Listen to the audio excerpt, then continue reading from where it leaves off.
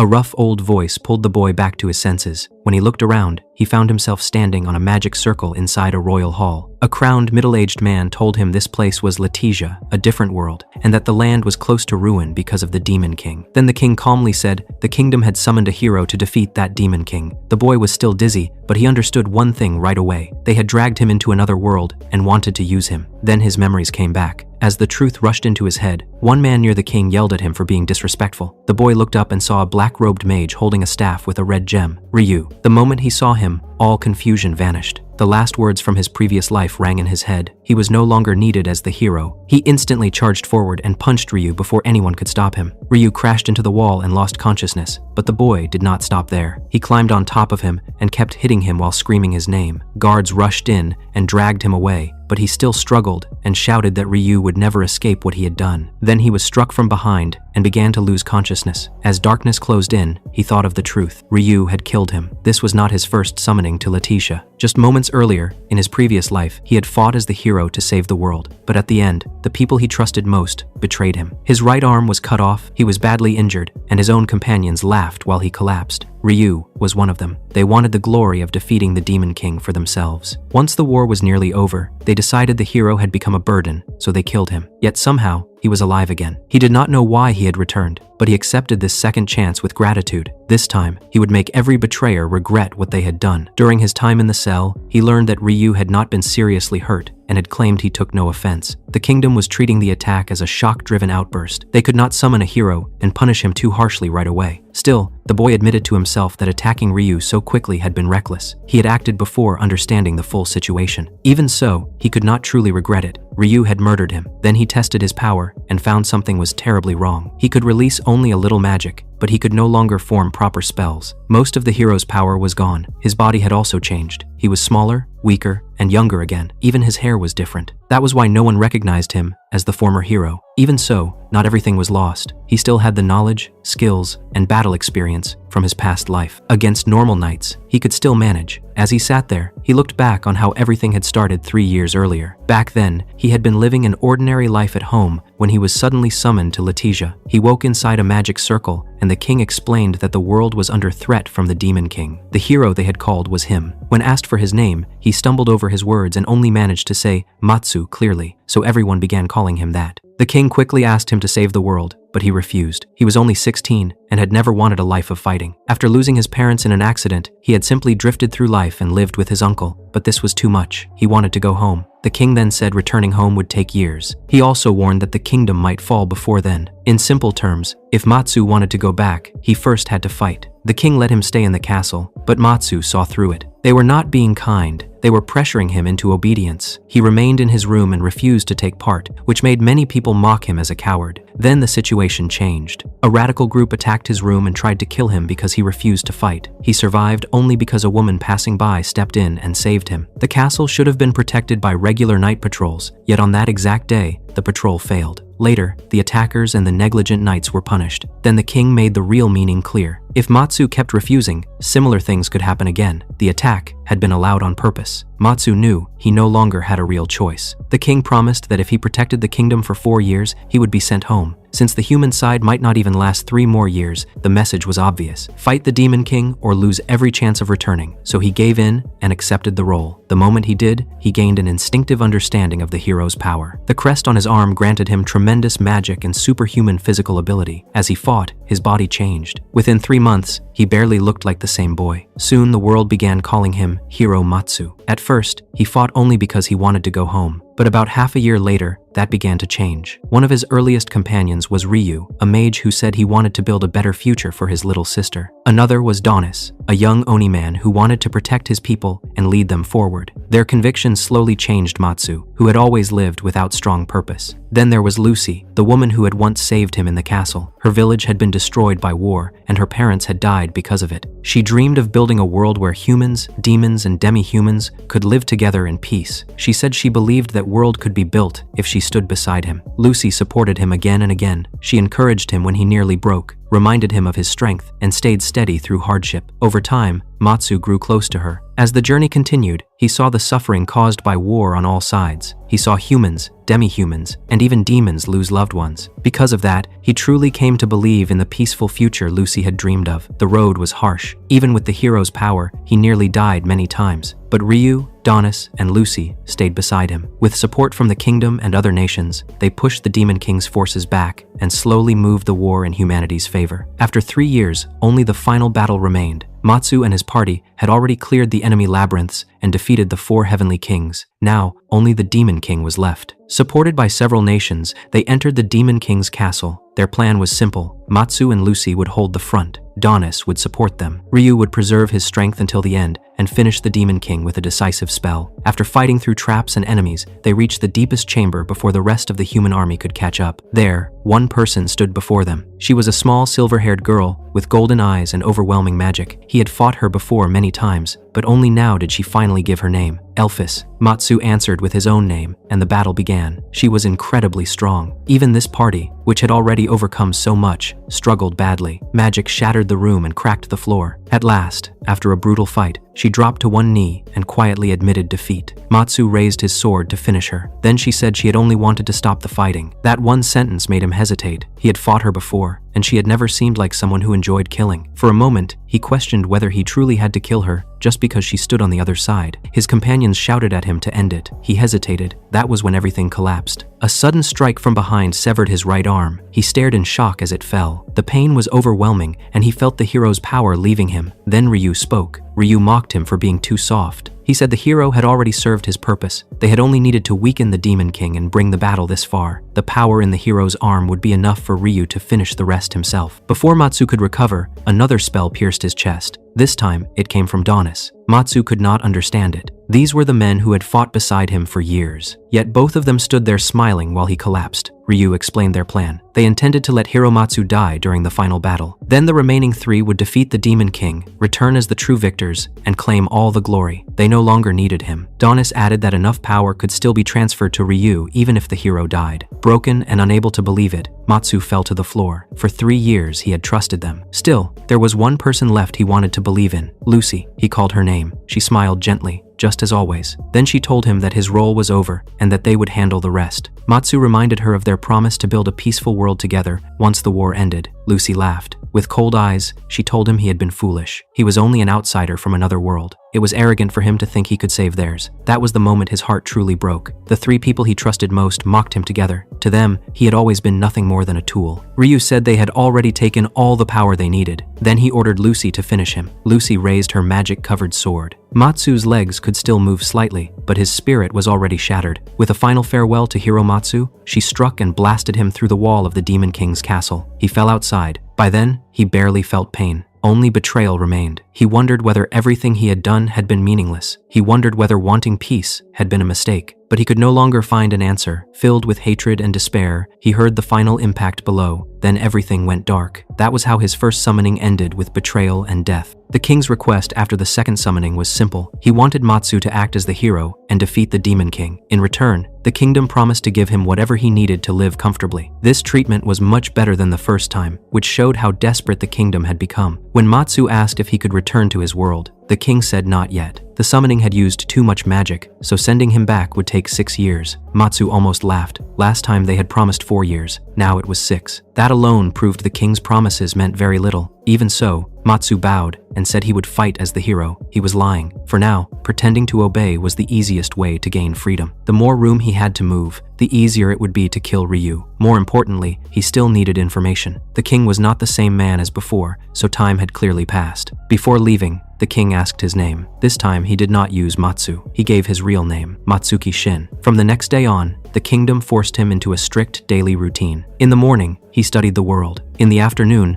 knights taught him tactics. At night, mages taught him magic. Meals and breaks were fitted in between. To Shin, most of it was useless. The knights were inefficient, and the magic lessons were poorly handled. Compared to the people from his own time, the current knights and mages were less skilled. But he had to hide that knowledge and act like everything was new. Because of the incident with Ryu, he was still being watched closely, so he continued acting like an obedient hero while waiting for their guard to drop. 10 days passed. By then, the The watch on him had loosened a little, especially at night. After finishing his daily schedule, he began sneaking into the library. There he searched through books about the former Hiromatsu. That was where he learned the truth. 30 years had passed since his betrayal. The shock was huge, but it explained why the king had changed and why Ryu looked older. Then he discovered something even more absurd. The Demon King, Ortega, was still alive. Ryu and the others had murdered him while claiming they no longer needed him because they could finish the Demon King without him. Yet, they had failed. Ortega had survived and spent the last 30 years recovering strength in the Demon King's castle. That was why the kingdom had panicked and summoned another hero. The royal records were full of stories about Hiromatsu and the Demon King, but most of them were lies. According to the books, Hiromatsu had died to the Demon King and never even reached the final chamber. But what stood out even more was this. There was no trace of Lucy or Donis anywhere. Their names had vanished from history as if they had never been part of his journey. That made no sense. If they had simply died, records of them should still remain. Yet there was nothing. Lucy, who had once served in the kingdom's night order, was also completely gone from the castle. Shin realized he would need to investigate further. When he finally left the library, he took the long way back on purpose so he could memorize the updated castle layout. Some parts had changed over the last 30 years. As he walked, the guards and servants greeted him politely, but behind those manners, he could feel their contempt. His weak magic and his attack on Ryu had already made him unpopular. Then one day, while passing a room, he heard his own name and stopped. Several people inside were discussing whether Matsuki Shin was really a hero at all. Then he heard a familiar voice. Ryu called the new hero useless and said someone that weak would quickly die against the Demon King's forces. Another mage asked what the former hero Matsu had been like. Ryu answered shamelessly. He praised Matsu as a brave man who believed in peace like a true hero. He even acted as if he regretted what had happened. Listening outside the room, Shin was reminded again what kind of man Ryu truly was. Then Ryu added that even a useless hero could still be useful. Shin swallowed his anger, returned to his room, and waited. 1 more week has passed. Then he finally decided to move. At 2 in the morning, the castle was nearly silent. A lone knight walked through the dark halls carrying a lamp. Ever since the kingdom had spent so much magic summoning the hero, they had reduced lighting to save power. At night, the castle was mostly dark, except for the patrol lamps. As the knight walked, he muttered complaints. He hated night patrol and cursed the kingdom for wasting magic on a hero who could barely use spells. Then he made a cruel joke that someone should just kill the weak boy, take the hero's power, and summon another one. At that moment, he heard a small sound behind him. He turned with one hand on his sword and raised the lamp, but saw no one. Then he noticed a small stone on the floor. As soon as he bent down to inspect it, something hard struck the back of his head. His armor had a weak protection spell, so the first hit did not fully knock him out. He turned and swung wildly, but his attacker moved cleanly, took the sword almost at once, and struck him again with the hilt. A second blow landed, and this time, his vision went dark. Just before he lost consciousness, he saw the face of the attacker. It was Shin. The same hero he had mocked stood over him with an icy expression. After dragging the unconscious guard into his room, Shin quietly caught his breath. His first strike had not worked as cleanly as expected, because his current strength was still lower than before, and the knight's armor had also helped. Still, the ambush had succeeded. Now he had what he needed, a sword. He tested it with a few quiet swings. It was an ordinary knight's weapon, though it carried some magic. Good enough. More than 2 weeks had passed since his arrival in the castle. In that time, he had memorized the library's useful information, the castle structure, the patrol routes, and the number of guards. By acting weak, harmless, and obedient, he had lowered everyone's suspicion. Now it was time to move. He left his room and headed for Ryu's magic workshop. That was where Ryu would be. Inside the workshop, Ryu was already in a terrible mood. Even though his injuries from the summoning day had been healed, he still could not forget being beaten unconscious by the new hero. Soon after that incident, he had even suggested using slave magic on Shin to force him into obedience, but the king had refused and chosen to observe the boy longer. That answer had only annoyed him more. What frustrated Ryu most was that the new hero had almost no magic. Such a hero was useless on the battlefield and damaging to Ryu's own image. Still, one thing interested him. The hero's crest was real. Even if Shin himself was weak, the crest held a huge amount of power. Ryu had once stolen power from a hero before, and he had kept researching better ways to do it. If he could take Shin's arm and harvest that magic, he could still benefit greatly. That was when the workshop door opened. Ryu looked up and froze. Matsuki Shin had entered on his own. Ryu immediately told him to leave. This was a royal workshop, not a place the hero could enter freely. But instead of listening, Shin laughed and said it was absurd hearing Ryu speak so politely. Ryu grew irritated. While glaring, he secretly gathered magic behind his back and prepared a capture spell. He planned to bind Shin on the spot. Then Shin spoke again. He asked if Ryu planned to kill him the same way he had killed Matsu. For a brief moment, Ryu froze. That was knowledge Shin should not have had. That one moment of shock decided everything. Shin moved first. He burst forward with frightening speed. Ryu fired a lightning spell meant to paralyze him, but his aim slipped because he had been shaken. Shin avoided it smoothly and closed the distance at once. Ryu tried to switch to a lethal spell, but he was too late. A sword flashed. A deep injury opened in his arm. Another strike cut into his shoulder. His robe had strong defensive magic, but not enough to block the damage. Pain tore through him, and he screamed. The workshop was soundproof, so no one outside could hear. Shin pulled the blade free and pointed it at Ryu's throat.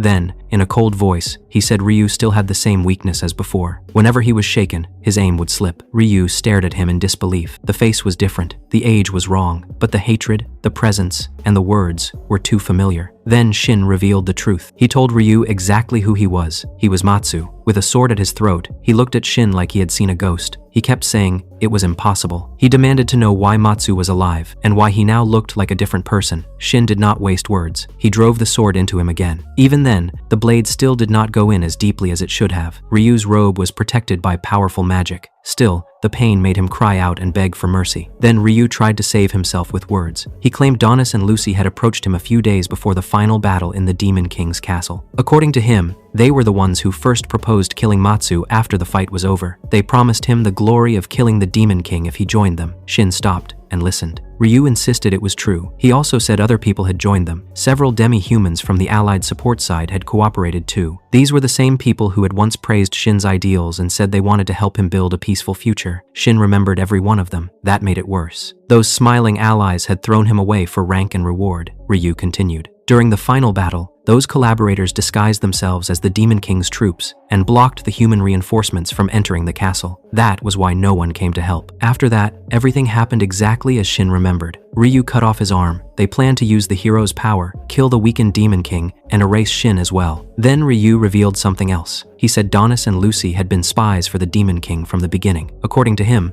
after Shin was brought down, Donis turned on Ryu too. Ryu even showed an old, ugly injury on his arm and claimed Donis had given it to him back then. He said he would have been killed as well, but Lucy stopped Donis because someone needed to return to the humans and tell the story. So Ryu survived. He ran back to the kingdom and reported that Lucy and Donis had betrayed them and killed Hiromatsu. Of course, he left out his own betrayal. That sounded exactly like the kind of lie Ryu would tell. When Shin asked where Lucy, Donis, and the others were now, Ryu gave an answer. He said Lucy and Donis had joined the Demon King's side. He also said the Oni had followed them, while the wolf tribe had been abandoned and was now living in a hot spring city under Allied control. That explained why so many names had vanished from the records. If the kingdom wanted to hide the fact that a royal knight and trusted allies had betrayed the hero, erasing them from history would be the easiest way. Even if Ryu had later been deceived too, one fact had not changed. He still betrayed Shin. So when Ryu desperately offered to work together and suggested they kill Lucy, Donis, and even the Demon King, Shin rejected him immediately. He cut him again. The robe reduced the damage, but the meaning was clear. There would be no forgiveness. Then Shin ordered Ryu to tell him how to break the seals on the ritual chamber and the royal treasury. Both places were locked by magic, and without the right words or stronger magic, they could not be opened. Under the threat of the sword, Ryu revealed the methods. After that, Shin asked if their shared dream had been a joke from the start. He had fought believing they all wanted the same future, a world where different races could live together in peace. He wanted to know if they had been mocking that dream all along. Ryu said he had never believed that dream could come true. Even if the Demon King had fallen, humans had no intention of living peacefully with demons. Those who resisted would be destroyed. Those who surrendered would be turned into servants.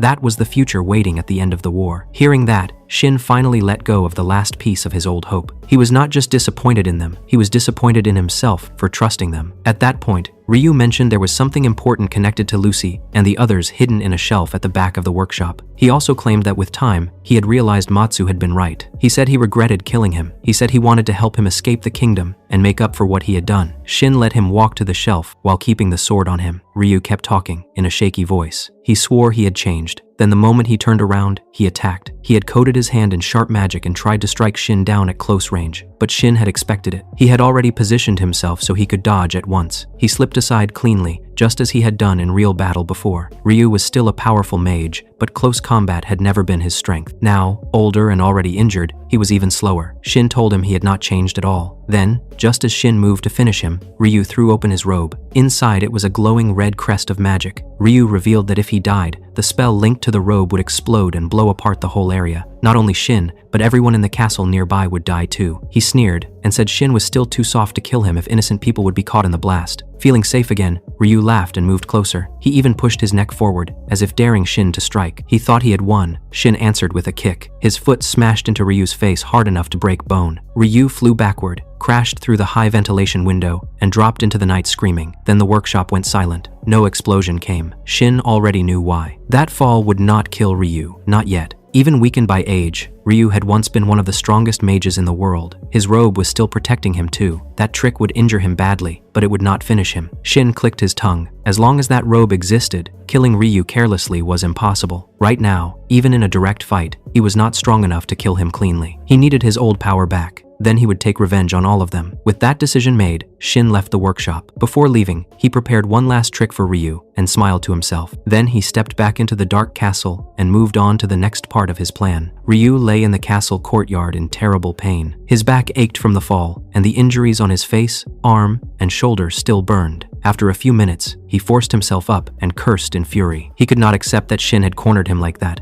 To Ryu, Shin was only a foolish boy who once believed in nice but useless ideals. A weak fool like that should never have been able to push him this far. Ryu convinced himself that it happened only because he had been caught off guard. Since Shin no longer seemed to have true hero power, he swore to kill him next time. As he healed himself with magic, Ryu quickly thought through Shin's likely next move. A boy with almost no magic could not simply escape the kingdom by normal means. That meant he was probably heading for the ritual chamber. The summoning circle was there, and with enough knowledge, it could likely be turned into a transfer circle. Ryu rushed back into the castle, gathered guards, and headed straight for the ritual chamber. When they arrived, he saw right away that the seal had already been broken. Inside, Shin was calmly waiting in the middle of the room. He no longer looked like the weak hero from before. He was now wearing high-grade magic clothes, carrying a precious sword, and standing among special stones packed with magic power. Ryu instantly understood that Shin had already altered the summoning circle and was using those stones to power it. He shouted at Shin to step away from the circle. The knights were confused, especially when Ryu accidentally called him Matsu. Their confusion only got worse when the king entered the chamber with more guards and demanded to know what was happening. Before Ryu could explain, Shin spoke first. In a calm and almost friendly tone, he thanked Ryu. He said Ryu's help had allowed him to break the seals and learn how to use the circle. The moment those words left his mouth, every eye in the room turned toward Ryu. Then the circle lit up with a blinding light. Just before disappearing, Shin said only one thing: he would return.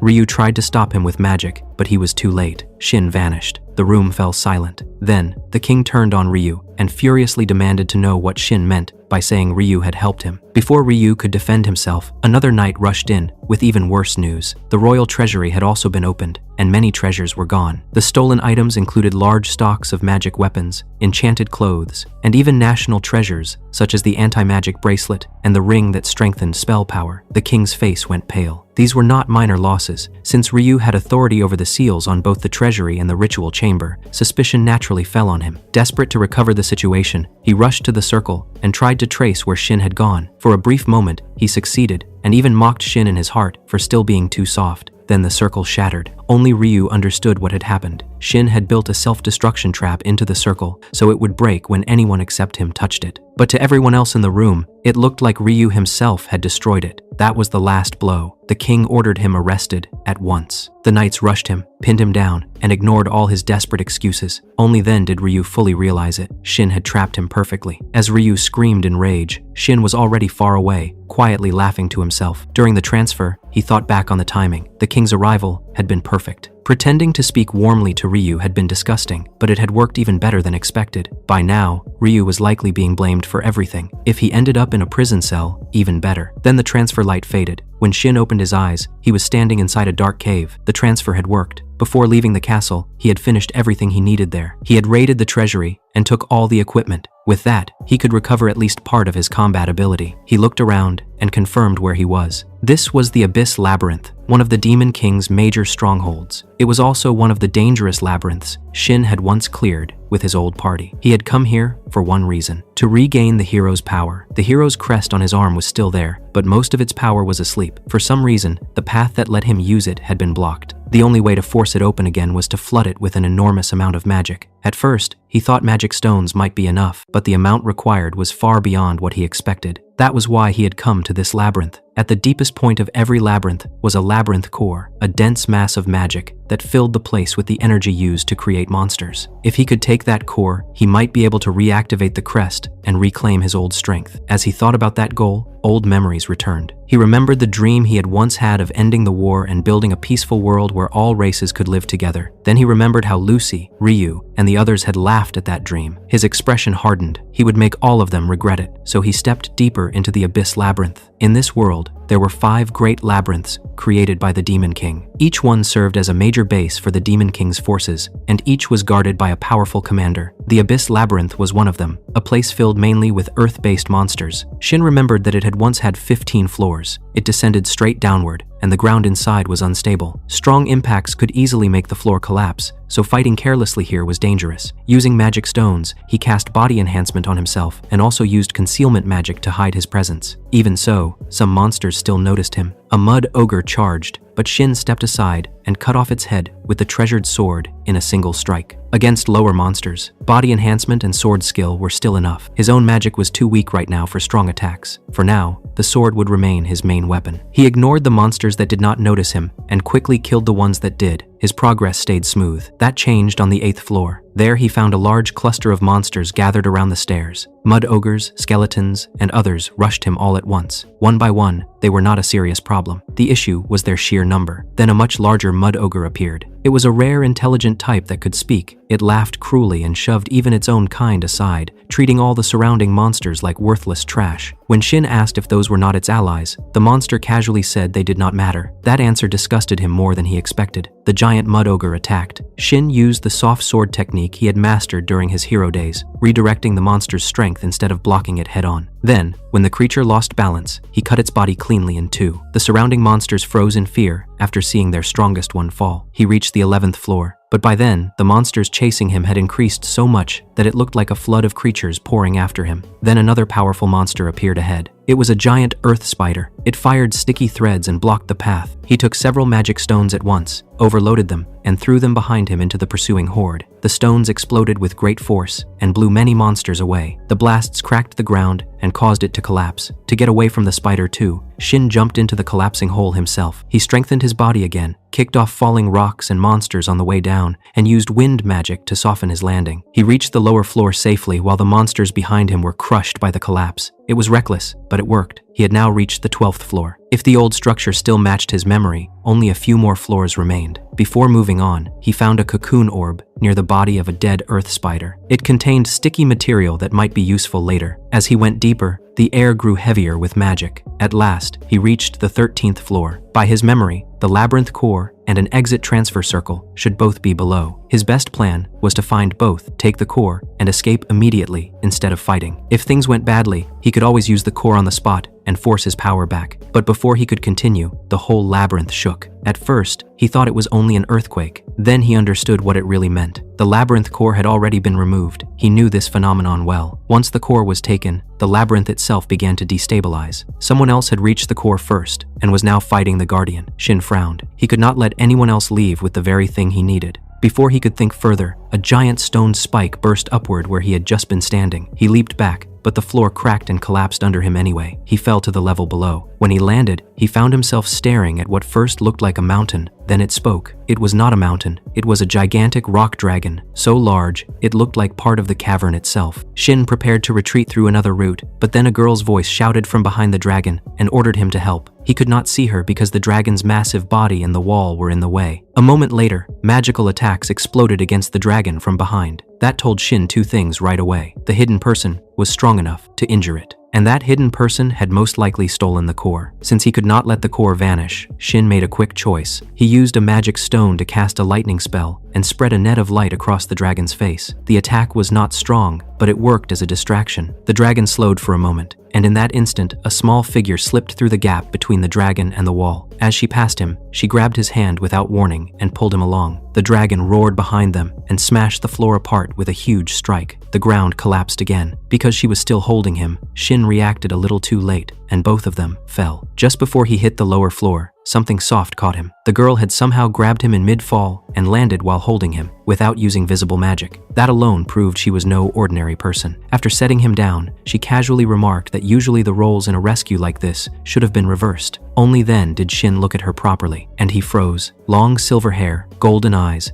demon magic, a nearly human figure, but with dark markings on her skin and physical strength far beyond any normal human. He knew her. She was Elphys, the same demon girl he had fought again and again 30 years ago. Shin remembered her clearly. Back then, she had possessed power even greater than the 4 heavenly kings. He had fought her before the betrayal, so her face was deeply carved into his memory. The reason she looked unchanged now was probably simple. Demons aged slowly. Even so, he had never expected to meet her again here. Elphys looked at him closely, as if trying to read him. Shin tensed, wondering if she had already seen through him somehow. Then she asked if he had fallen in love with her at first sight. The question was so absurd that it completely broke his tension. He denied it at once. She looked a little disappointed, which only made him more unsure how to handle her. Shin pushed past that strange mood and asked the question that mattered. Why was she being chased by the Earth Commander if she was a demon? Elphys answered openly. She admitted she was a demon and gave her full name. Then she explained that she had already left the Demon King's army and was now treated as an enemy by them. The dragon had recognized her and attacked her as a traitor. That matched what Shin had seen during the chase. She explained that she had been trapped in a dead end until he appeared and gave her a chance to escape. Then she asked who he was. Shin introduced himself and said he had come to the labyrinth for his own reason. Elphys guessed he was some kind of adventurer rather than a man from the kingdom. He did not correct her. Then he asked if she was the one who had stopped the labyrinth. She said yes, and casually pulled the labyrinth core out from her clothes. The rainbow-colored sphere was unmistakable. That was the very thing Shin had risked everything to get. He immediately began thinking of how to take it from her. Then, to his surprise, she simply offered it to him. She said she had gone through the trouble of stealing it, but she personally had no use for it. So she handed it over as if it were nothing special. For a moment, Shin could hardly believe it. Still, the power coming from the sphere was real. He thanked her and stored it in his pouch. Just like that, the item he needed most was now in his hands. After that, Elphys asked if he still had anything left to do in the labyrinth. He answered that all he needed now was a way out. She immediately suggested they cooperate. According to her, the exit transfer circle was on the 14th floor, while they were currently below it on the 15th. She had been trying to reach that exit after taking the core, but the dragon had trapped her before she could get there. She believed the dragon was now waiting near the transfer point for her to return. If they split up and tried to leave separately, it would likely hunt them down one by one, so she proposed a temporary alliance. Shin stayed cautious. He admitted that he could not use attacks strong enough to seriously injure the dragon. Elphys said that was fine. She could still hurt it herself, even though she was unable to use her full power for some reason. All she needed was support and enough time. Shin asked how she could so calmly offer cooperation to a human she had just met. Her answer unsettled him even more. She said he had helped her, and race did not matter. Human or demon meant nothing to her. On top of that, she said she trusted her own judgment and believed he was someone worth fighting beside. Those words stirred something bitter inside him. Lucy had once spoken in a similar way. She had talked about humans and demons as equals too, and Lucy had betrayed him just like the others. So Shin did not trust Elphys at all. If she was lying, that was fine. He would use her first. If she tried to betray him, he would simply betray her before she had the chance. Even so, he accepted. He agreed to cooperate only until they escaped the labyrinth. Elphys seemed pleased and called it the right choice. As they moved upward together, Shin kept his guard high. But Elphys, as if sensing his tension, casually teased him again about secretly admiring her. He denied it immediately. Even so, he never let his guard down. Soon, they reached the 14th floor. The monsters were fewer now because the labyrinth's power source was gone. Weak monsters were already dying off. That meant the dragon should now be their only enemy. Elphys led him into a large circular chamber. The transfer circle was almost certainly beyond that point. The chamber looked empty, but both of them knew the dragon was there. Elphys openly called it out and told it to stop hiding. The ground rippled. Then the dragon rose from the center of the room as if the earth itself were liquid. It towered over them and declared that they had finally come to die. Shin drew his treasured sword and gripped more magic stones. The dragon then fixed its attention on him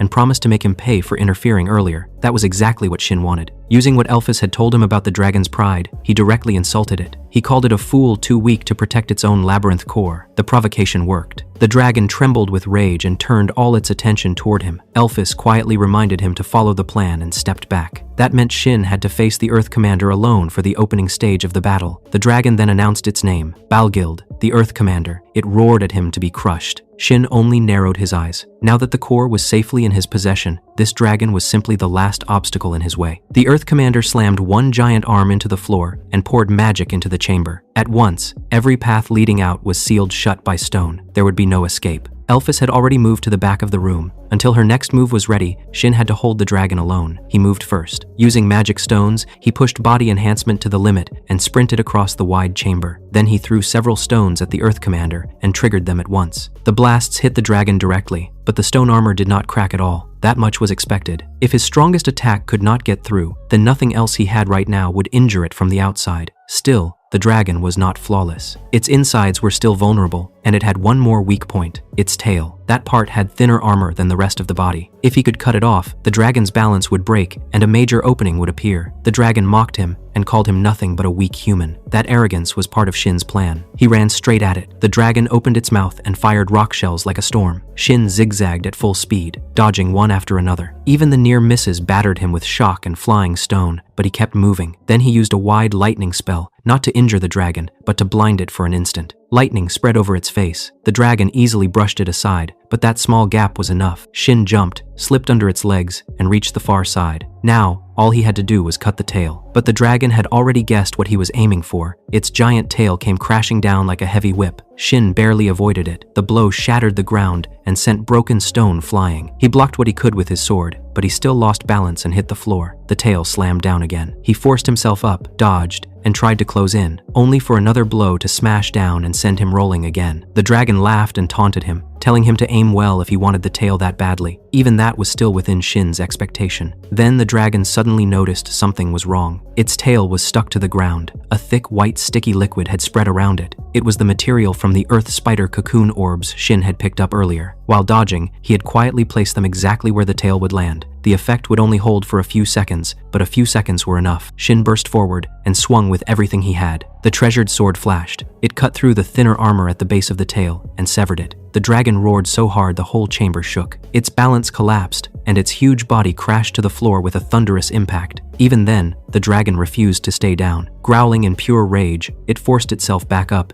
even without its tail. That was when Elphys finally spoke from behind him. She told Shin he had done enough. She stepped forward while releasing a heavy wave of magic. Her golden eyes turned deep crimson. Then she activated her magic eye. A hell-like blast of light exploded through the chamber. The Earth Commander took the attack head-on. The power was on a completely different level from anything Shin could use right now. The dragon's massive body was blasted away. Elphys proudly admitted that she had once misjudged this attack so badly that she nearly blew up her own side. For a moment, it seemed finished, but then the dragon stood back up. Even after taking that terrifying hit, it was still alive. Worse, its body began to recover. The damaged armor, its injuries, and even the lost tail started restoring themselves. Elphys frowned. Even she had not expected that. Still, after examining the dragon with her red eyes, she quickly judged that it had already spent most of its magic. It might be able to recover once like that, but not many more times. So the path forward was clear. She could kill it with one more magic eye attack, but she needed time to prepare it. Shin agreed to buy that time. Elphys began gathering magic again. The dragon focused entirely on stopping her. It started charging straight toward her. Shin reached for more magic stones and prepared to step in front of it. Then, in that same instant, he noticed something he could not ignore. The dragon's attention was fully locked on Elphys. The route to the exit was still there, only blocked by stone. With enough magic stones and one strong burst, he could probably break through it in seconds. If he abandoned Elphys here, he could live. In his current state, he had no reliable way to seriously damage the dragon's armor. Even buying time was dangerous, so if he left now, what would really be wrong with that? He took a step. The sound of his foot scraping against the ground echoed behind Elphys. She should have heard it. She should have understood that he might leave her there, but she said nothing. She did not even turn around. She simply kept gathering magic and left her back wide open, trusting him completely. That silence struck him harder than any accusation could have. He remembered what she had said earlier. Because he had helped her, race did not matter. Human or demon changed nothing. At the time, he treated those words like foolish nonsense. Now, with death rushing toward them, she was still acting like she truly believed them. The dragon raised its huge arm and brought it down toward her open back. He leaped forward, grabbed Elphys, and threw both of them out of the way. The giant arm smashed into the floor where she had been standing. Inside his arms, Elphys looked up at him in open surprise. The Earth Commander growled and immediately began charging a more dangerous attack. A terrifying amount of magic gathered inside its mouth. If that blow landed, both of them would die. Shin knew there was still time to run, but that moment had already passed. He told Elphys that he would stop the attack, so she needed to hurry. Then he crushed the labyrinth core in his hand. The moment it broke, a huge flood of magic burst out and rushed into the hero's crest on his right arm. The pressure was so intense that it felt like his body would tear apart from the inside. His vision shook and pain ripped through him. Then he understood the truth. Even a labyrinth core was not enough to fully awaken the crest. The Earth Commander finished charging and laughed, already certain of victory. Shin glared at his own useless arm in fury. He pulled out as many magic stones as he could safely hold and forced every bit of magic he had left through his body. If the crest would not open on its own, then he would force it open. He dragged power from every place he could, squeezing out even more from deep inside himself. His right arm burned like fire. Then, at last, something broke loose. A surge of magic rushed into the crest. Shin raised his arm and used the strongest defensive spell he once possessed. A huge shield of light appeared in front of him, nearly as large as the giant stone attack flying toward them. The dragon's strike slammed into it with a crushing roar. The whole chamber shook. The shield bent and cracked under the force, but it held. Shin had blocked it. The dragon froze in disbelief. It quickly tried to switch to smaller attacks and opened its mouth again to fire rock shells. But Elphys was ready. Her crimson eyes were already fully charged. The dragon sensed the danger and tried to sink into the earth to escape, just as it had before. Elphys's magic eye fired again. A violent red blast struck the dragon while it was only halfway into the ground. The explosion tore through its body, blasted away one arm, and left it badly burned. This time, the damage was clearly fatal. And still, the monster refused to fall. Its magic was almost gone, but it forced one more slow healing spell. The wounds began closing again, far more slowly than before, but enough that if they let it continue, the fight could drag on beyond their limit. Elphys admitted she had almost no magic left, so Shin made one final choice. He told her to pour whatever remained into his sword. She did. The treasure sword darkened under the flood of her power, becoming so packed with magic that even looking at it felt dangerous. Shin took it and charged. The Earth Commander swung at him, but now it was desperate and clumsy. He slipped past, jumped onto its injured arm, and ran up along it. Then he brought the darkened sword down into the exposed flesh of its damaged head. The blow cut deep,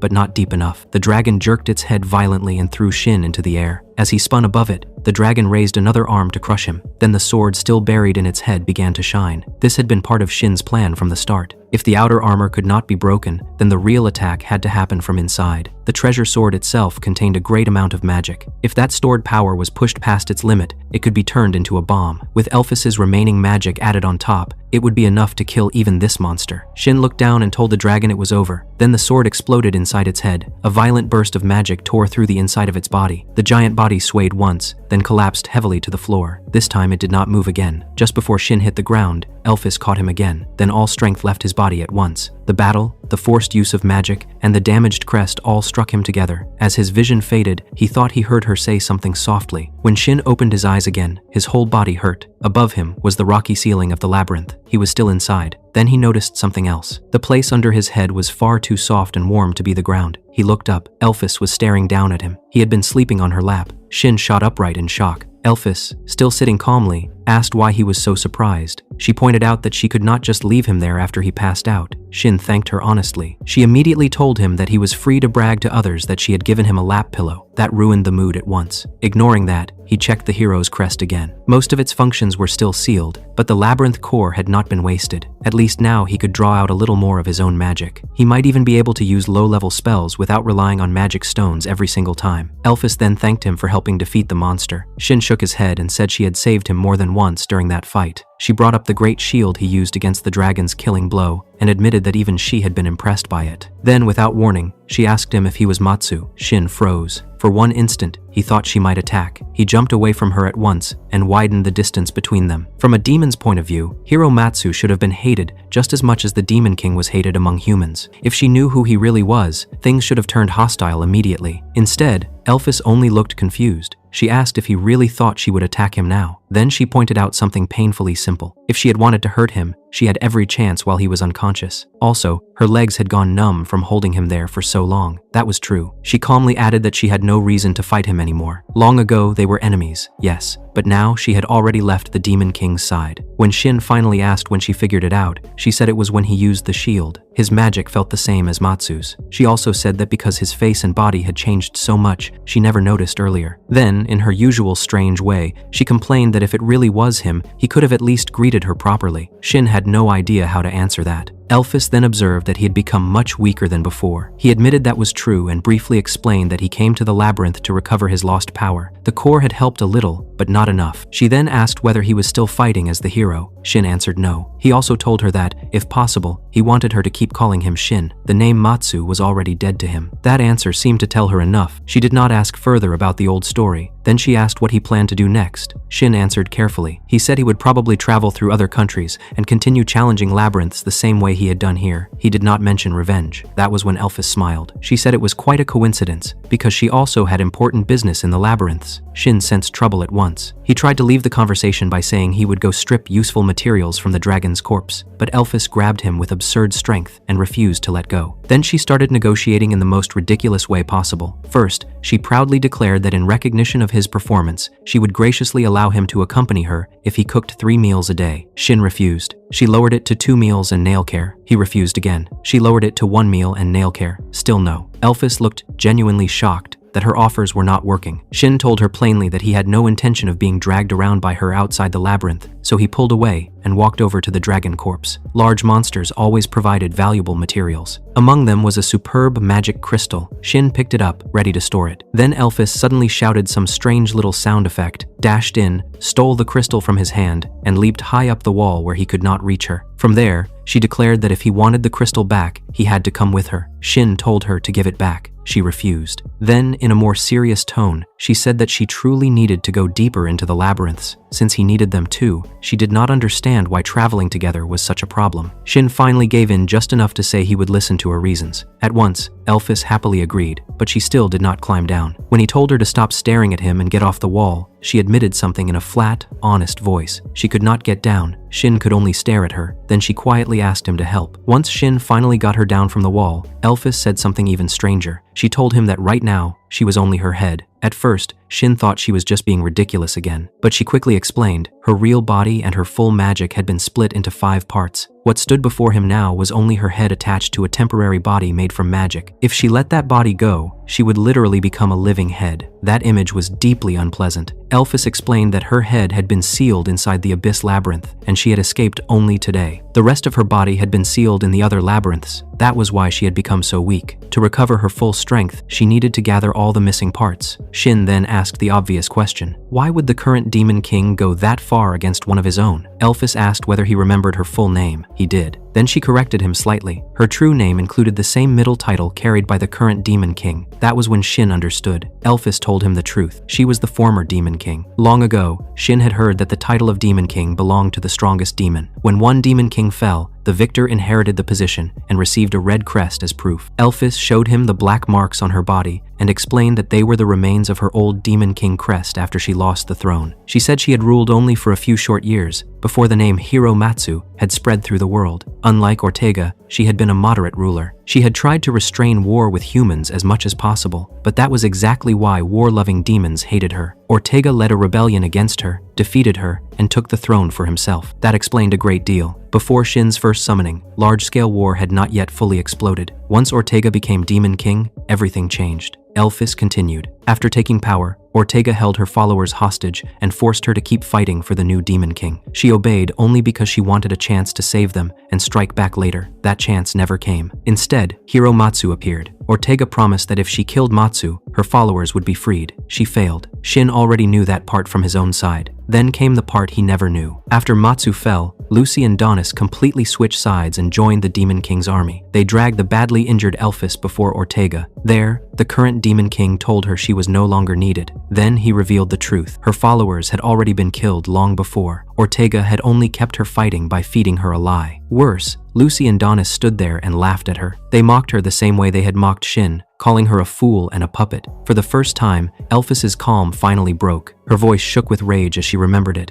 In that moment, Shin saw how deep her hatred truly ran. Elphys explained that because Demon King class beings did not die easily, Ortega and Lucy took extra measures. Lucy used her power to cut Elphys's body into 5 parts, and those parts, along with her magic, were sealed in the 5 great labyrinths, so she could never properly revive. That was why she had to travel from labyrinth to labyrinth now. Little by little, everything around her made sense. He quietly asked if that meant she wanted revenge on Ortega. Elphys began to answer. Then both of them felt it at once. Danger. Shin threw himself aside just as a spell hit where he had been standing. Heavy footsteps and multiple presences rushed into the chamber. Knights in armor, mages in black robes, all of them carried the kingdom's crest. They had been tracked down. Elphys moved to his side, her eyes already glowing red again. Then the knights and mages split apart, and one man stepped forward through the middle with a wide, ugly smile. Ryu. He laughed and said he was glad he had chased them after all. Then, with cruel delight, he greeted Shin by his full current name. The group that entered the labyrinth was a royal force led by Ryu. Shin clicked his tongue when he saw them. He had hoped Ryu would still be locked away, but instead the man had cleared enough suspicion to return with a full team. There were 15 knights, 10 mages, and Ryu himself. The moment they noticed Elphys, the knights reacted with open disgust. They immediately recognized her as a demon and began shouting. They demanded to know why the hero was standing beside one. Some even yelled at Shin to kill her on the spot if he still had any pride left as a hero. Ryu raised a hand and silenced the noise. He told Shin to return the stolen treasures and magic stones and come back to the kingdom. He even claimed the king was willing to forgive everything if Shin obeyed. Shin answered coldly that there was no chance of that. Ryu only smirked. Then he revealed the true order. If Shin resisted, they were allowed to kill him. Then Ryu made the kind of offer he loved most. He told Shin that if he killed Elphys with his own hands and surrendered after that, he might be spared. The knights immediately supported the idea and shouted at Shin to prove himself by cutting down the demon. Shin only looked at them with disgust. He had no reason to kill Elphys. The person he wanted dead was Ryu. Ryu kept pushing, mocking him for being soft just like before. His voice dripped with the same cheap cruelty as ever. That was when the air changed. A crushing wave of killing intent spread through the chamber. The knights flinched. Even Ryu stepped back. Until then, Elphys had stayed silent. Now she stepped forward and told them to shut their mouths. She said their words were unbearable to hear. Then she glanced at Shin and quietly said she understood enough now. She had been mocked by demons, and he had been spat on by humans. In that way, they were alike. Shin agreed. There was nothing more to say. Ryu's people quickly got ready to attack. Elphys asked if Shin intended to stop her from fighting back. He told her no, but warned her not to kill the man in the middle. Ryu was his prey. That was enough for her. The royal force attacked all at once. The mages had clearly prepared beforehand because their first volley was strong enough to kill both Shin and Elphys if it landed. But Elphys's eyes turned red, and in the next moment, a magic eye technique crushed every incoming spell into the ground before it could reach them. The attackers froze in shock. Shin did not waste the opening. He threw several magic stones into their formation, and the explosions tore through the front line. Many mages were blown away instantly, along with some of the knights. Ryu barely managed to shield part of the group, but it was obvious he was slower than he used to be. Shin mocked him for getting weaker. That only made Ryu angrier. One knight lost control and charged straight at Shin in a rage. Shin sidestepped him and used the man's body to block the line of fire from the mages behind him. They were forced to stop their spells to avoid hitting their own ally. In that instant, Shin cut the knight down and then moved like a shadow into the others, slashing through their ankles and dropping them one after another. As the survivors panicked and focused on Shin, Elphys acted again. She called out his name. The moment he heard it, he jumped aside without hesitation. Her crimson eyes flashed, and a devastating magic eye blast tore through the clustered enemies. The remaining knights were wiped out in one strike. The surviving mages completely lost their nerve. Seeing that, Shin threw more magic stones into them. Ryu used one terrified mage as a shield and saved himself, but the rest were taken out. In the end, only Ryu remained standing. His confidence was gone. Now it was just the two of them against him. Ryu threw up both hands and tried to surrender. He begged them to stop, claimed he would not attack again, and pleaded for mercy. Elphys paused for a moment, likely because she knew Ryu belonged to Shin. That was all Ryu needed. The instant she stopped, he tried to launch another fire spell at her, but Shin had already moved. His blade flashed, and Ryu's right arm was cut off cleanly. For a few seconds, Ryu just stared at the severed limb in disbelief. Then the scream came. Shin looked at him without mercy and asked how it felt to lose a right arm. Ryu shouted in rage and pain. but the cut had finally gone through. The sword Shin held now was strong enough to get past the defenses that once stopped an ordinary knight's blade. Shin then asked Elphys why she had hesitated. She calmly answered that Ryu was Shin's target, so she thought he should be the one to decide his fate. That answer suited him. Ryu, even while writhing in pain, was already healing through the spells built into his body. The self-destruction robe was also still active, which meant Shin still could not kill him yet. Then Ryu tried another trick. This time he turned to Elphys and tried to recruit her, saying she should remember Matsu as the man who defeated her long ago. He revealed Shin's real identity to her and claimed they should join forces to kill him. Elphys's response was simple. She crushed Ryu's remaining arm with the gravity of her magic eye. The sound of bones breaking filled the chamber, followed by another scream. Then, with calm contempt, she told Shin that he really should choose his companions better. Shin could only admit she was completely right. Ryu, now without both arms, still tried to save face by boasting that he was the strongest mage in the kingdom. Elphys answered with total indifference. She said she did not know or care who he was. She knew Matsu, Lucy, and the Oni man, but a man like Ryu meant nothing to her. That broke him in a different way. He tried one last threat, promising that he would drag them both to hell, but Elphys kicked him in the face and knocked him unconscious. The royal pursuit force was wiped out.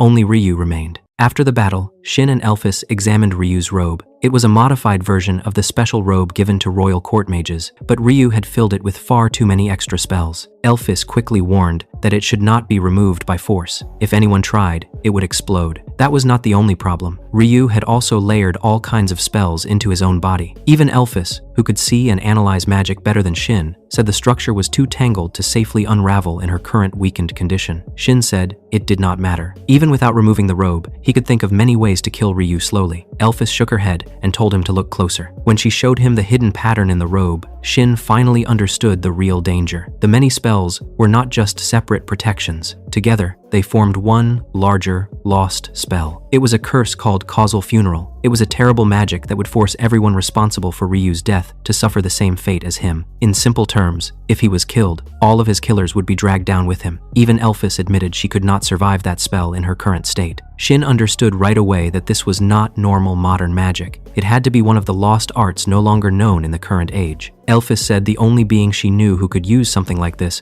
was a servant of Ortega called the Reaper. That meant Ryu had somehow gained access to truly dangerous knowledge. Shin cursed under his breath. Ryu had always been vile, but this was worse than expected. Still, killing Ryu was not his only goal right now. There was something else he needed first. He took out one of the treasures he had stolen from the royal vault, a golden knife called the Golden Blade of Inquiry. It could search the memory of the person it pierced, but only once. After that, its power would disappear forever. Shin decided to use it now. He wanted the truth about the betrayal. He set the knife to search the memory of the betrayal and stabbed it into the wound where Ryu's lost arm had been. Even unconscious, Ryu screamed as the knife's power activated. Then the memories came flooding in. Shin saw Lucy and Donis clearly. They were the ones who approached Ryu. They calmly discussed killing Matsu at the right moment. Lucy promised Ryu the glory of slaying the Demon King if he helped. Donis laughed about how completely Matsu trusted them. Ryu laughed with them and mocked how easy the hero had been to fool. Shin felt their emotions too. There was no hesitation in them, no regret. They wanted to see his face when he realized he had been tricked. They wanted to enjoy his despair. They had already reduced him from a comrade to a tool. Then the memory shifted again. This time, Shin saw others joining the plot. Demi-human leaders, nobles, people he had helped on his journey, people who once said they believed in his dream and wanted to support his ideals. Now they were gathered together, half smiling, happily discussing how to block the reinforcements and make sure he died. Some openly said they found him annoying. Others said his ideals were dangerous because they could influence more people. All of them agreed. One by one, the people Shin once protected and trusted revealed themselves as traitors. When the memory finally ended, he returned to himself with wetness on his face. He had been crying. Seeing it with his own eyes was brutal. The voices of those traitors were now burned into his mind. He swore he would kill every single one of them. Ryu, still half conscious and screaming from the pain, only made the moment sweeter. Shin leaned down and told him that he would not die yet. A quick death would not count as revenge. Ryu would be made to regret everything from the bottom of his heart before the end. Then Shin destroyed the severed right arm with a magic stone explosion so that no healing spell could ever restore it. Ryu stared in horror. Shin told him to spend the time until their next meeting, suffering from the pain of the missing arm. Then he drove the knife deeper into the wound, making Ryu foam at the mouth and pass out again. Even then, the robe's healing magic started closing the wound. It was revolting. When the silence returned, Elphys finally asked the question she had been holding back. Was revenge the reason Shin wanted his power back? He told her yes. He explained it plainly. His so-called comrades decided he was no longer needed and tried to kill him. Then he asked her the same thing. If she wanted her strength back, what would she do with it? She said she wanted revenge too. She would kill the demon who murdered her followers. She would kill the woman who sealed her. She would kill the Oni who laughed at her. And in the end, she would kill Ortega himself. Then she said something else. She would become the Demon King again. That was when Shin truly understood. They were the same kind of person now. A former hero whose dream of peace had died in betrayal. A former Demon King whose own people turned on her and sealed her away. Their old roles had once been opposites, but their present hatred was almost the same. Elphys stepped forward and offered him her hand once more. She told him that if he helped with her revenge, she would help with his. As long as he remained her ally, she swore she would not betray him. Then, with the full weight of a ruler even in her weakened state, she invited him to come with her, not as a hero, but as a former hero. Shin looked at that hand for a long moment. He knew now that he could not do everything alone. Trust was impossible, but matching goals and shared interest were enough, so he took her hand. He told the former Demon King that from now on, he would rely on her too. She smiled. After collecting what they needed, they forced open the blocked path and reached the transfer circle. Elphys poured magic into it, and the light of transfer began to rise. Standing together on the circle, Shin looked back one last time at the unconscious Ryu and the others scattered across the chamber. The next moment, he and Elphys vanished from the labyrinth. That was how the journey of the former hero and the former Demon King truly began. A few days after Hero Shin escaped, the capital was still in chaos. Ryu, who survived and finished treatment, was summoned before the king. Missing his right arm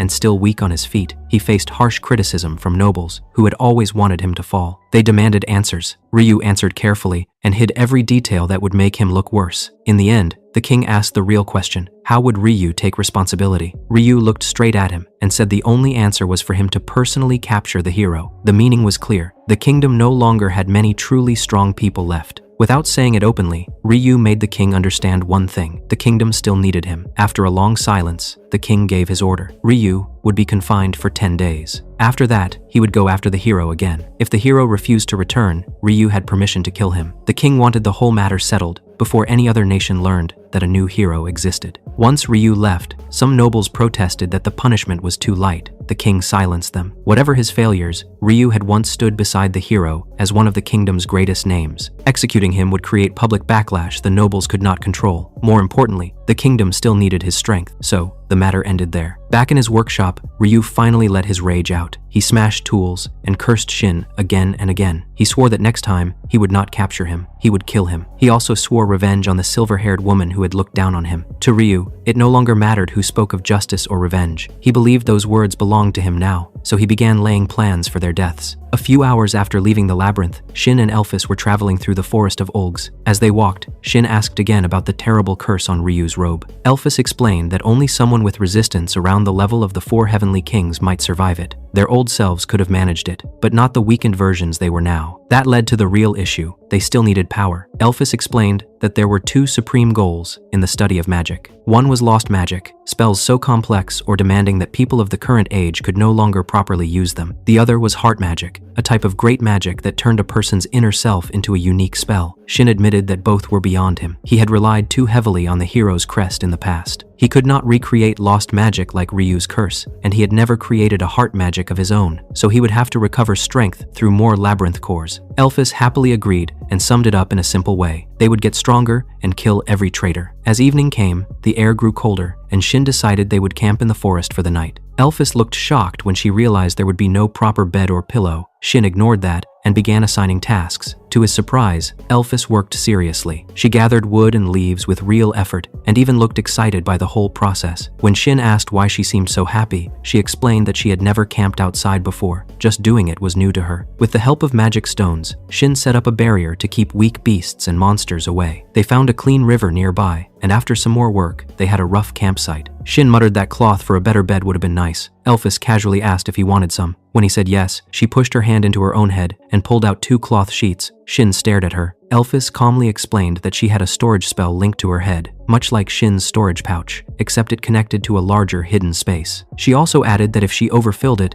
everything inside could spill out at once. Shin decided he did not want to imagine that too clearly. Later, they caught a wild rabbit, gathered fruit, and used river water after boiling it. Even the plates and containers came from Elphys's strange storage space. When Shin cooked, she took one bite and opened her eyes wide in shock. Then she demanded that he bring out the chef who had made it. When he told her it was him, she looked honestly impressed and happily praised him. She liked the meal so much that she immediately tried to recruit him as her personal chef. He refused. After dinner, Shin tested his magic. Thanks to the labyrinth core, he could now use some spells without always relying on external magic stones. The results were still far weaker than before, almost crude copies of techniques he once used, but at least some of them were possible again. As they rested, Elphys suddenly spoke more quietly. She said the outside world felt wonderful. Light, sound, wind, and real food were all things she had missed. Inside the seal, there had only been darkness and silence for 30 years. Then she spoke of the memory that haunted her most. She remembered Ortega laughing as he said her followers were already dead. She remembered the Donis mocking her. She remembered Lucy looking down at her while striking her body with a sword. For 30 years, those final images had stayed with her, and the hatred never faded. Shin listened in silence. Elphys then said that calling her by her full name every time was too long. As a special privilege, he could call her Elfie. Shin muttered that she was still as arrogant as ever. She answered that she had once been important enough to deserve it. Soon Elfie drifted off to sleep. Before long, Shin did too. Several days later, they finally reached the edge of the forest. Beyond it stretched a road leading to a huge volcano and the city built at its foot. That was the allied nation they wanted, and the place where the next labyrinth waited. It was also where one of the traitors Shin saw in Ryu's memory was now living, the wolf race man who smiled like a decent person and talked about peace. Shin silently promised that he would find him first and make him the beginning of his revenge. The nation ahead was the Volcania Union, a western land formed by several small countries joining together. It was ruled by a council instead of a single king, and unlike many human kingdoms, it allowed many demi-humans to live openly within its borders. Demons, however, were another matter. So before entering the city, Shin made Elfie wear the Bracelet of Disguise, an item that changed the feel of her magic so it seemed human. Without it, she could never walk safely through the city. Once inside, Elfie looked around in surprise. Even with a dangerous labyrinth nearby, the city was lively and crowded. The settlement near the volcano was famous as a hot spring city, so it attracted both travelers and adventurers. It also housed an adventurers guild, which drew strong fighters from many places. Shin had visited it once 30 years earlier during his old journey, but it had changed so much that he barely recognized it. Now he had two goals here. First, he needed to conquer the next labyrinth and claim its core. Second, he needed to track down the traitors living in this city and begin his revenge. He had already told Elfie that one of his targets was here. With her magic eyes, finding him might be easier. But first, they needed preparation. They entered the district where adventurers gathered. Weapon shops, forges, and item stores filled the streets. Shin wanted better equipment, especially a new sword forged from the excellent crystal he had taken from the dragon. They entered a large weapon shop. A cat-eared female clerk welcomed them cheerfully and invited them to the counter. When Shin asked about forging a sword from special monster materials, she asked to see the materials first. He turned to Elfie. As usual, the awkward task of pulling things out from inside her head fell to her. She calmly reached into that strange storage and started piling the dragon's materials onto the counter. The sight visibly shocked the poor clerk, whose ears stood straight up in alarm. After that,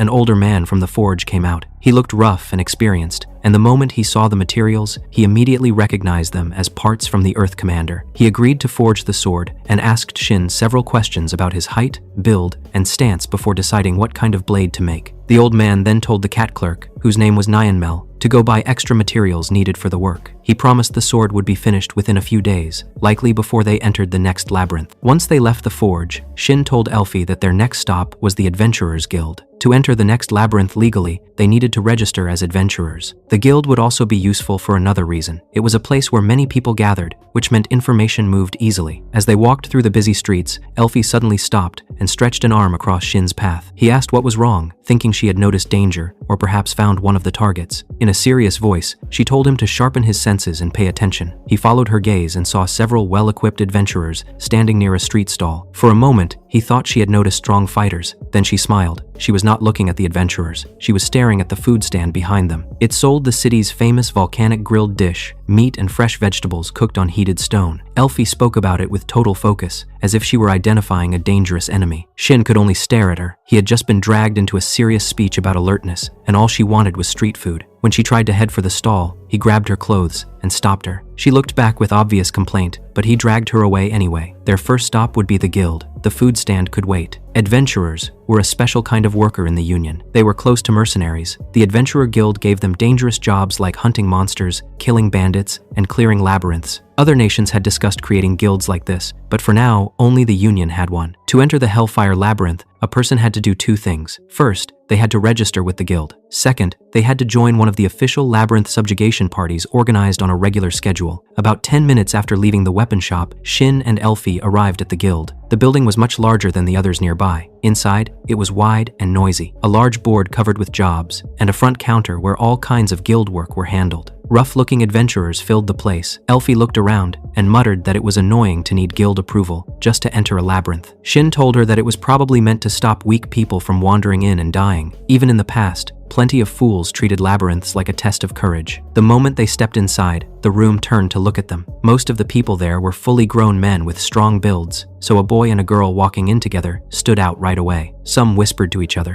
One man in full armor looked them over with open annoyance. A few adventurers even looked at Elfie in a way that made their intent obvious. Elfie quietly asked if she should glare back with her magic eyes. Shin told her no. If she did that, someone would probably end up crushed. They went to the registration line on the far right side of the front desk. While they waited, Shin listened to the conversations around him. Most of it was ordinary guild talk, but one phrase caught his attention: wolf race. That alone made him listen harder. He also caught a few other scraps. Some people were talking about a mercenary group joining a future subjugation mission. Others were muttering about materials related to labyrinth raids being taken out recently. He could not catch every detail, but the important word was there. Then, he felt it again. Someone was watching him. This was not simple curiosity. It felt like a gaze trying to look inside him. He was about to turn when something bumped into him. He looked back and saw the man in full armor standing there. The man glared at him and told him to go home if he was only playing around. He said adventurers were not some easy game for skinny boys. Shin answered calmly that whether he was fit or not would be decided by the guild test, not by some stranger. The armored man gave a short laugh and said he was looking forward to the exam. Then he walked deeper into the guild. Elfie muttered again about using her magic eyes on him. Shin shut that down too. Soon it was their turn at the counter. The receptionist explained the process clearly. Adventurers were people who took guild jobs. Because of that, the registration process had only one real test: combat. A guild-approved fighter would face the applicant in battle. The match and the process would be observed, and a judge would decide whether the applicant had enough ability to be accepted. After the explanation, they were sent to the testing hall in the back. There, applicants had to choose either a weapon borrowed from the guild or to fight only with magic they could use on their own. Magic items and magic stones were forbidden. Shin chose a normal one-handed sword. Elfie chose no weapon at all. The hall was divided so 4 matches could happen at once. Because of that, Shin and Elfie were split up. After some waiting, Shin's turn came. His opponent was the same armored man from earlier, so the man had not just been a rude bystander. He was one of the guild fighters assigned to the test. The man stepped forward and mocked Shin again. He said that if a thin boy like him wanted to be an adventurer, then he must have a lot of confidence. Since that was the case, the man himself would test him. Shin only answered dryly and walked to the position the judge showed him. The armored man looked like a mage. His style was easy to understand. He covered himself in heavy armor so he could survive close combat, then used magic from inside that shell. The distance between them was not large. If Shin rushed, he could close it quickly. But because the opponent was a mage, the first move would likely still belong to him. The adventurers watching from the sides started shouting again. Some asked if the boy was scared. Shin ignored all of them.